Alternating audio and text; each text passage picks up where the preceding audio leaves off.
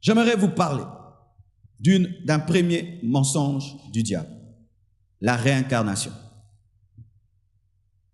Quand tu vois le terme ça veut dire ce qui revient deux fois, qui revient, répétition, amen, hein?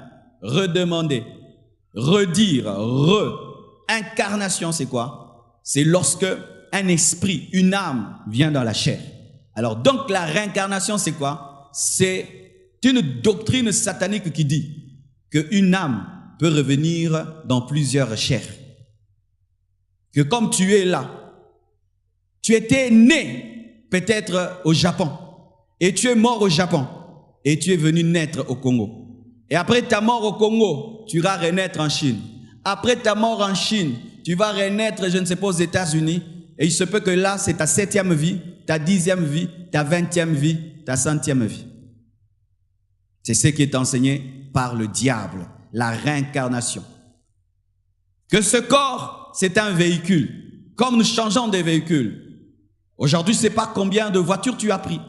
Peut-être tu as commencé par une Toyota, et puis tu es descendu, et puis tu es entré dans une Mazda, et puis tu es descendu, et puis tu as pris une moto, tu es descendu, et puis un camion, tu es descendu. Mais toi, ce n'est pas le véhicule. Et l'homme, pour eux, c'est l'âme. Alors l'âme peut changer de véhicule. Ainsi, si tu rates ta vie dans cette vie-ci, tu peux te rattraper dans la prochaine vie. Et si tu te comportes bien dans cette vie, dans la prochaine vie, tu seras riche, tu seras grand. Et si dans cette vie-ci, tu te comportes mal, dans l'autre vie-là, tu seras pauvre, tu seras infirme, tu seras malade. C'est pourquoi ils méprisent les infirmes. C'est pourquoi ils n'aident pas les infirmes. Parce qu'ils disent que tu es infirme dans cette vie, parce que tu étais méchant dans ton ancienne vie. Tu vois comment le diable ment? Et vrai, ça vous fait rire, mais la plupart vous êtes jeunes, mais ça vous fait rire parce que vous avez la connaissance des Écritures. Mais vous savez, les gens qui croient ces choses-là, ce sont des grands professeurs d'université, des docteurs d'université, des grands scientifiques, ils croient en la réincarnation. Ils ont 1000 livres sur la réincarnation.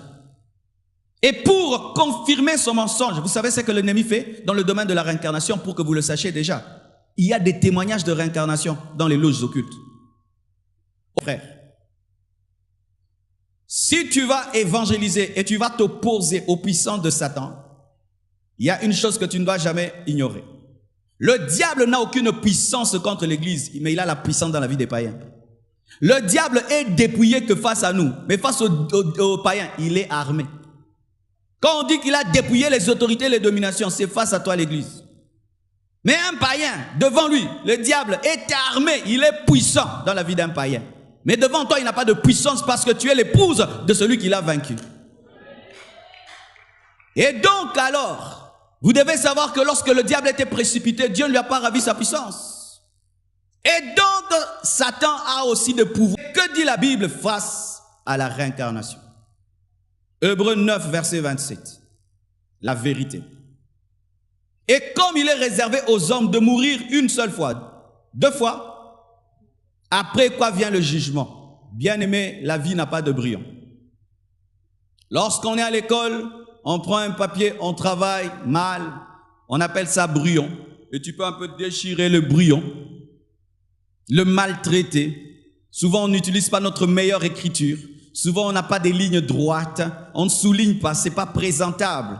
Après, quand tu as fini de travailler au brouillon, on te donne le propre. C'est là que tu vas y mettre le meilleur de toi. Et beaucoup d'hommes pensent qu'il y a une vie au brouillon et puis une vie au propre. La vie que tu mènes, c'est ça, ta vie au propre. Si tu la déchires, c'est ça au propre. On ne donne pas 2 papiers, on donne un seul papier. Et quand tu as un seul papier, tu le soignes parce qu'il n'y aura pas un autre papier. Ne faites pas une vie au brouillon en attendant une seconde vie. Ce n'est que cette vie que Dieu a mis à ta disposition. Et la Bible dit, car il est réservé aux hommes de mourir une seule fois, après quoi vient le jugement. Et la Bible nous dit que Jésus-Christ reviendra aussi une seule fois. Alléluia. Pourquoi? Parce qu'il n'y aura pas 2 croix, 4 croix, car Jésus-Christ n'est pas mort pour 2 vies, 3 vies, 4 vies. Tu n'as qu'une seule vie et il n'y a qu'une seule croix. Si l'homme peut revenir 3 fois et 4 fois, donc il faut qu'il y ait 5 croix ou 8 croix pour chacune des vies. Seule mort de Christ révèle une chose, qu'il n'y a qu'une seule vie.